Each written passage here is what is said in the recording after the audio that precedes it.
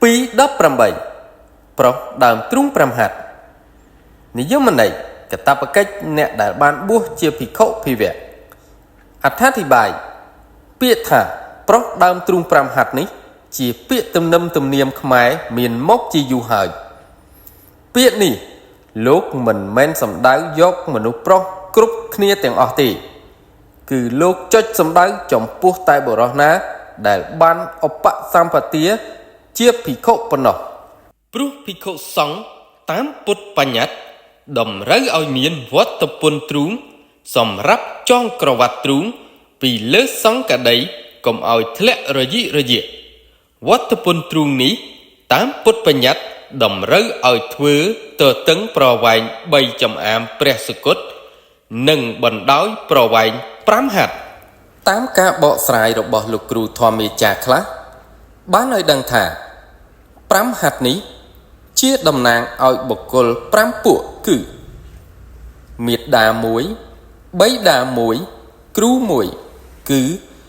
គ្រូឧបជានិងគ្រូលេខអក្សរប្រពន្ធ1និងកូន1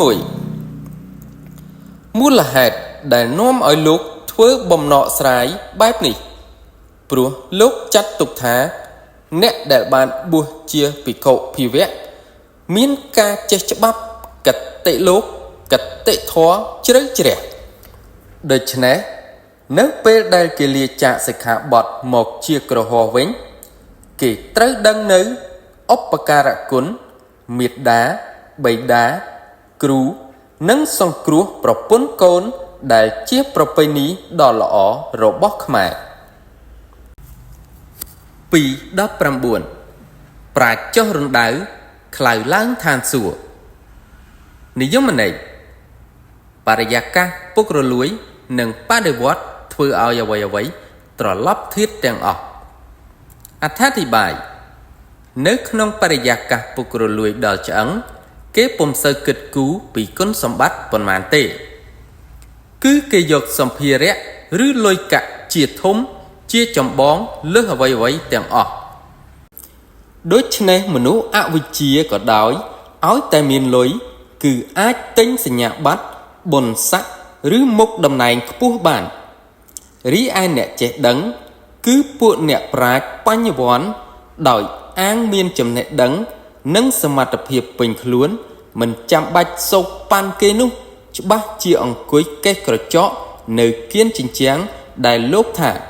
អ្នកប្រាជ្ញចុះរណ្ដៅហើយម្យ៉ាងទៀតនៅពេលប្រទេសជាតិមានបដិវត្តម្ដង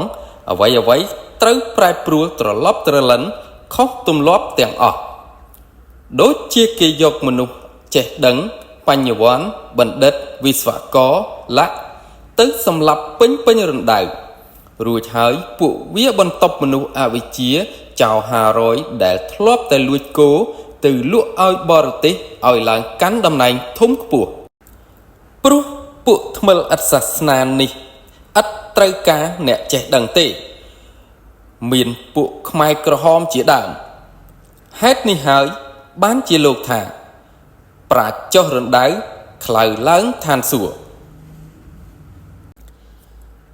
220បងបោយមិនមើលប្រានដាំជើងក្រានមិនប្រមាណឆ្នាំងនិយមន័យទង្វើនិងអរិយាបថមិនសមស្របនឹងឋានៈខ្លួនអត្ថាធិប្បាយបងបោយមិនមើលប្រានមនុស្សខ្លះធ្វើអ្វីមិនចេះគិតគូរឲ្យសមស្របនឹងឋានៈរបស់ខ្លួនទេ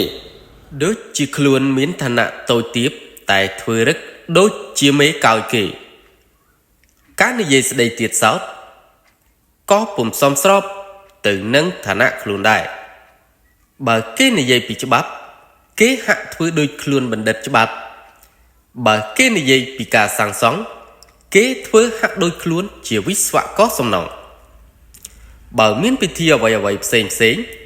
ចូលចិត្តធ្វើខ្លួនឲ្យគេមើលមកថាខ្លួនជាអ្នកមុខអ្នកការរៀបចាត់ចែងកម្មវិធី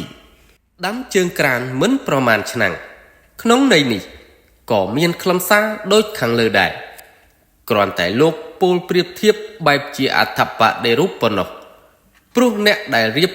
កំណល់ធ្វើជើងក្រាន mình ban kết đó tùm hôm năng tội rư thôm nút cứ chia mà nút lưng ngôn khláu mình chết pro man nồng cá nghĩa